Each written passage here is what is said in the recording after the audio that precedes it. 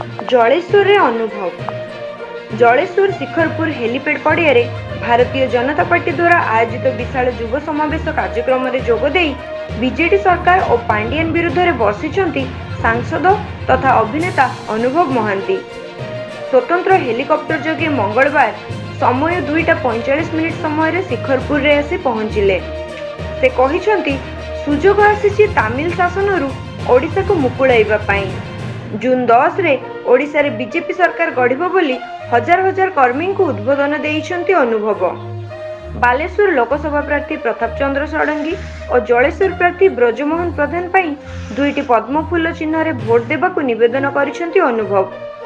कार्यक्रम शेष पर गणमाध्यम प्रतिनिधि माने पचारिबारु कहिछन्ति नवीन पटनायक तमिलनाडु रे शपथ पाठ नेबे।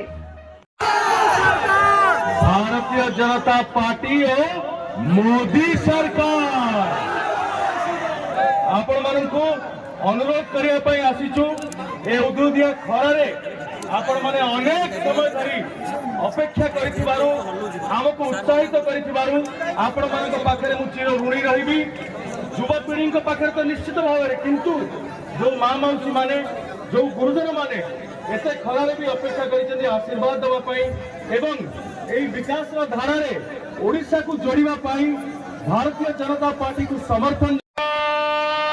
माता के जोर आवाज दो भाई, मैं जोर से बहुत संख्या के लोग होचंदी, मैं जोर से आवाज दो बोला हम प्रताप राणा रथर अपेक्षा अधिक भोट रे जितबे तो ए माटीर जुबक प्रजा प्रधान को सर्वाधिक भोट आपण माने विजयी करबे तो जिके बाटर हॉस्पिटल ले भलो डाक्टर आनी की उन्नत चिकित्सा करा जिबे तो चासी मानक पई शीतल भंडार प्रतिष्ठा करा जिबे तो जलेश्वर सब डिवीजन प्रतिष्ठा करा जिबे तो एई भली जलेश्वर बहुत समस्या जो आत्मविश्वास मोदी जी प्रति बढ़ी जो मात्रा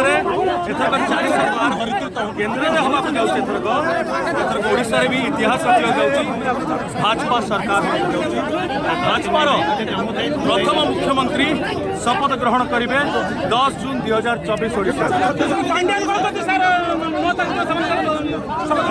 तमिलनाडु में करेंगे।